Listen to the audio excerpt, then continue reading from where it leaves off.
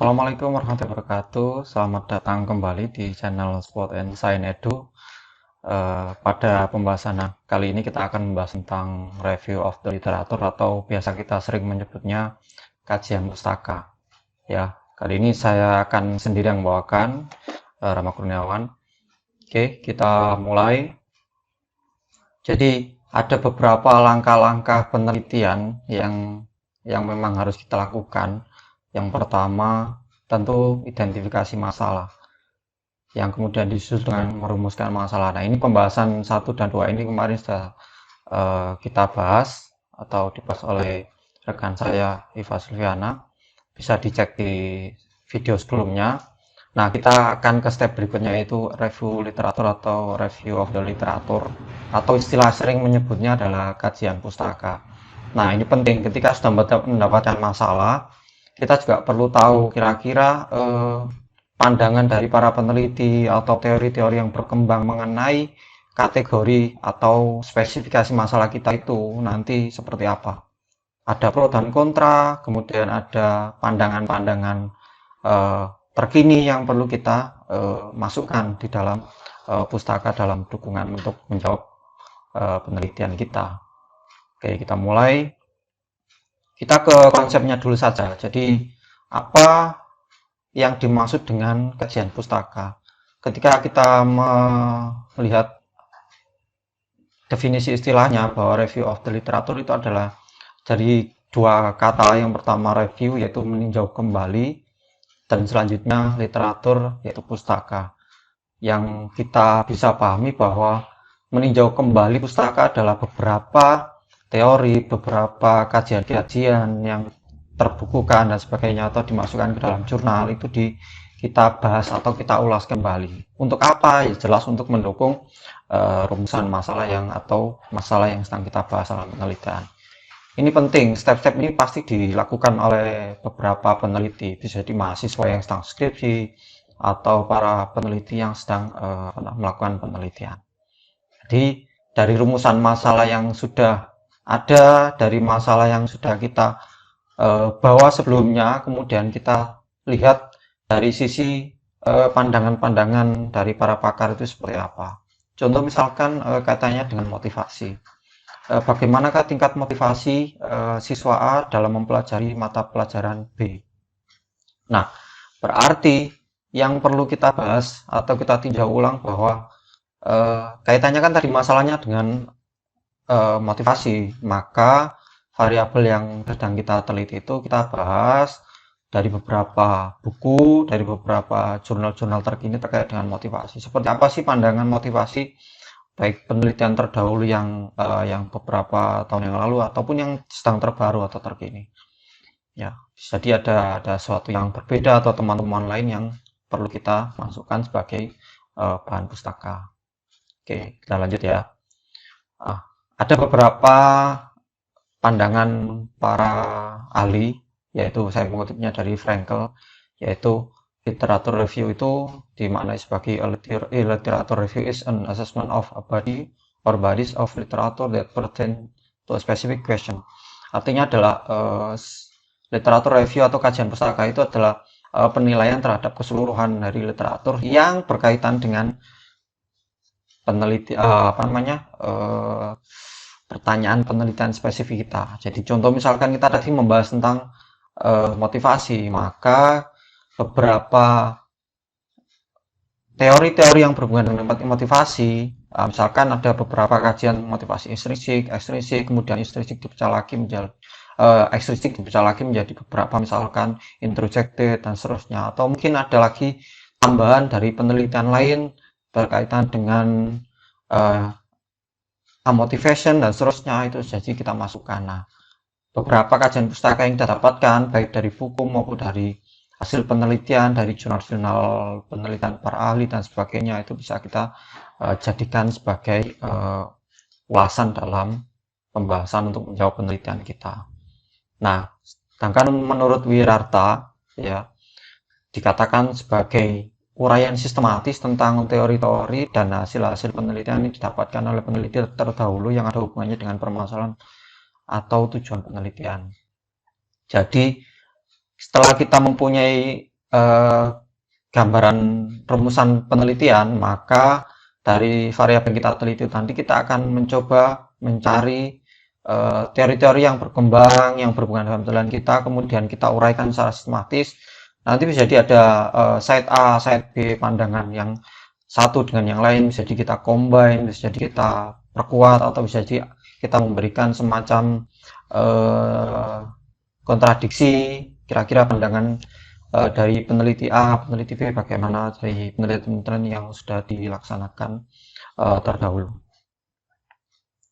Kemudian yang ada dalam kajian pustaka itu apa saja? Ini biasanya kalau di penelitian itu kalau di skripsi dan sebagainya ini di bab 2 ya biasanya ya, kajian pustaka. Nah, yang kita tulis di sana apa saja ya? Pasti yang kita tulis adalah konsep-konsep atau teori-teori utama dan turunannya dalam bidang yang dikaji. Jadi istilahnya adalah grand teori besarnya. Jadi kita membahas tentang motivasi, misalkan motivasi belajar, maka teori-teori utama yang berkaitan dengan motivasi itu bagaimana. Contoh misalkan self determination theory dari Desi dan Rian. Nah, itu dibahas sangat detail bagaimana motivasi siswa dalam melaksanakan pembelajaran di kelas. Nah, kemudian di dalam self determination theory itu nanti akan dibahas bagaimana motivasi itu berasal dari dalam dirinya sendiri atau dari luar, ya, dari luar dirinya sendiri, atau mungkin tidak termotivasi sama sekali. Nah, itu nanti turunan-turunan dari grand theory yang saya sebutkan tadi itu akan juga dibahas sebagai bagian pendukung dari masalah penelitian kita. Lalu apalagi penelitian terdahulu yang relevan dengan bidang yang diteliti. Otomatis ini akan menjadikan semacam masukan. Jadi grand teori yang sudah ada itu akan beberapa peneliti akan memberikan kajian-kajian yang terbaru. Bagaimana kira-kira? Oh, motivasi intrinsik itu timbul ya karena adanya semacam tertarikan awal misalkan, atau ada penelitian yang lain mengatakan bahwa motivation itu ternyata salah satunya dipengaruhi oleh guru yang tidak bisa menyampaikan pembelajaran dengan baik, andaikan seperti itu. Jadi penelitian para ahli yang sudah pernah dilakukan, terutama yang berkaitan dengan penelitian kita, itu bisa dimasukkan dalam kajian pustaka. Jadi grand teorinya tadi dimunculkan, kemudian di bawahnya ada turunan-turunan, kemudian yang secara spesifik sangat persis dengan penelitian kita itu juga kita sampaikan di sana juga. Lalu kita juga perlu menyampaikan posisi teoretik peneliti yang berkenaan dengan masalah yang diteliti, yang diturunkan dalam subjudul kerangka pemikiran dan hipotesis.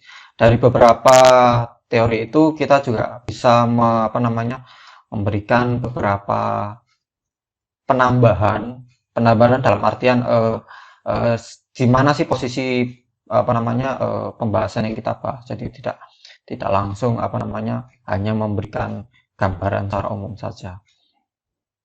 Oke. Nah, kenapa kita harus memberikan kajian pustaka dalam penelitian kita, atau kita memberikan sebuah gambaran teori yang kita bahas? Yaitu memberikan alasan-alasan mengapa topik itu dipilih menjadi penting untuk diteliti.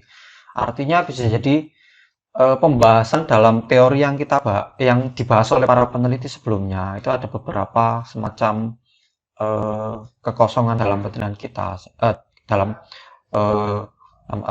dalam perkembangan keilmuan itu sendiri, maka perlu diberikan alasan-alasan ya, sehingga kajian pustaka itu akan menarik. Oh, ternyata dari sisi motivasi itu baru sebatas ini loh teori-teori yang berkembang, maka nanti kita juga akan memberikan kajian pustaka yang berkaitan dengan itu. Lalu memberikan kerangka konseptual dan teoritis yang menjadi acuan dasar bagaimana permasalahan-permasalahan dalam penelitian itu dapat diteliti dan selesaikan. Jadi kalau kita membahas tentang motivasi, ya, pasti nanti berkaitannya dengan grand teori besarnya. Kita tunjukkan dulu motivasi adalah bla bla bla. Ya, diawali dari motif, ya, dorongan dari dalam individu dan seterusnya. Kemudian muncul faktor-faktor yang mempengaruhi. Kita sebutkan di situ. Akhirnya nanti akan memberikan gambaran secara umum bahwa motivasi itu seperti ini loh, punya hierarki tertentu. Itu akan kelihatan ada di kajian pustaka yang akan kita tulis. Lalu sama seperti tadi, membahas penelitian yang relevan untuk dilakukan dengan topik-topik yang sama. Pasti nanti akan membahas penelitian-penelitian yang mirip. Bisa jadi metodenya, bisa jadi variabel yang ditelitinya, bisa jadi subjeknya, seterusnya. Ya, lokus penelitiannya bisa jadi akan mirip-mirip atau mungkin sama, tetapi ada sisi-sisi yang berbeda yang masih belum tergali temuan penelitiannya, maka perlu kita masukkan di situ sebagai gambaran referensi lah bagi kita semua bahwa pernah lo diteliti tapi hanya sebatas ini dan seterusnya. Lalu membantu memberikan gambaran prosedural penelitian yang digunakan oleh penelitian yang terdahulu yang relevan dengan yang akan teliti. Nah, tadi yang saya katakan ada beberapa lokus-lokus yang mirip, ya. Jadi misalkan tempat, misalkan metode dan sebagainya, itu kita juga bisa di direct cara prosedur yang mirip dengan kajian teori yang kita bahas ataupun penelitian terdahulu yang kita coba amati dan kaji itu mirip dengan penelitian kita. Lalu sekarang bagaimana cara kita mencari kajian pustaka? Ada dua sebenarnya, secara garis besar ya ada dua ya, meskipun banyak sekali cara, tetapi yang secara umum dikatakan bagaimana cara mencarinya adalah manual searching atau mencari secara manual. Jadi kita langsung mencari di perpustakaan, mencari bukunya, kemudian membaca grain-grain teori di sana, seterusnya. Yang kedua adalah menggunakan computerized searching atau pencarian melalui komputer. Komputer dalam artian ini bisa jadi pakai Android juga bisa, artinya menggunakan sebuah perangkat elektronik yang digunakan untuk mencari kajian pustaka. Lalu apa tipe-tipe sumber-sumber literatur? Yang pertama adalah kita mengenalnya dengan general reference tool atau istilahnya adalah perangkat pencarian referensi secara umum ya. Biasanya kita hanya mencari secara istilahnya secara kulitnya luar dulu ya, kulit luarnya dulu. Misalkan penulis, judul, tempat, abstrak, indeks dan sebagainya. Jadi contoh misalkan perpustakaan.org.id ya, atau katalog di perpustakaan di kampus Anda masing-masing. Itu akan memperlihatkan kita ketik dengan keyword tertentu motivasi, maka akan muncul penelitian terdahulu atau buku-buku yang berkaitan dengan psikologi, motivasi dan seterusnya. Itu baru memberikan gambaran penulisnya, judul tempat dan sebagainya. Kemudian primary search atau istilahnya sumber primer ya. Jadi biasanya ini sumber primer sering dikatakan sebagai publikasi hasil penelitian dari peneliti yang melaporkan. Biasanya artikel jurnal penelitian ya. Kemudian laporan penelitian seseorang. Itu jadi orang yang meneliti dari variabel yang sama yang kita teliti itu melaporkan, dan itu didokumentasikan dalam bentuk artikel atau dalam bentuk jurnal. Nah, itu kita pelajari secara langsung ya. Nah, itu dikatakan sebagai sumber primer. Nah, bedanya lagi dengan sumber sekunder adalah publikasi yang dari pengarang yang menjelaskan hasil pekerjaannya, sumber sekunder yang digunakan dalam penelitian, handbook, textbook dan sebagainya. Jadi misalkan hasil penelitian itu dikemas menjadi sebuah buku, ataupun ada buku yang mengumpulkan banyak penelitian yang sama variabelnya, yang kajiannya mirip-mirip sekali. Ya misalkan contoh misalkan gini, motivasi belajar siswa ya, pandangan abad ke-21 misalkan. Nah, di dalam buku itu ada beberapa penelitian seseorang. Nah, di dalam penelitian banyak seseorang itu ya dibukukan. Nah, berarti sumber yang kita baca dari buku itu dikatakan sebagai sumber sekunder, yang bisa jadi akan ada semacam kolaborasi dari hasil-hasil penelitian itu ya. Lalu bagaimana cara proses pengkajian pustaka atau mencari semacam kajian pustaka ya bagi penelitian kita? Yang pertama adalah identifikasi deskriptor atau kata kunci, frase kunci. Sudah jelas ya kalau kita tadi saya katakan judul, misalkan permasalahannya berkaitan dengan motivasi belajar siswa, maka kata kuncinya adalah motivasi. Ya, kemudian bisa dilanjut dengan motivasi belajar dan seterusnya. Nah, itu kata kuncinya itu simpan.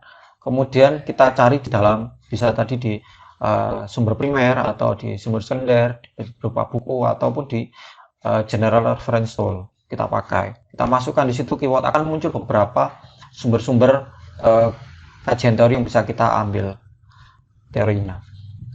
Nah, lalu ketika sudah menemukan, maka kita identifikasi sumber-sumber informasi dari penelitian, dari jurnal, dari indeks, dari abstrak dan sebagainya. Setelah kita mencari, kita identifikasi. Istilahnya kita kumpulkan lah bahan-bahan teori-teori yang kita dapatkan baik dari jurnal, dari perpustakaan, dari membaca buku dan sebagainya.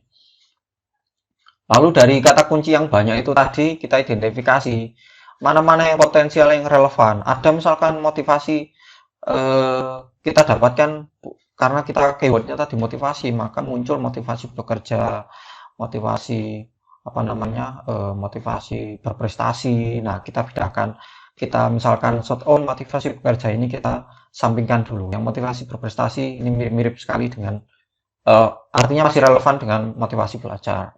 Nah, itu kita pisahkan, kita masukkan identifikasi mana-mana yang bisa kita manfaatkan.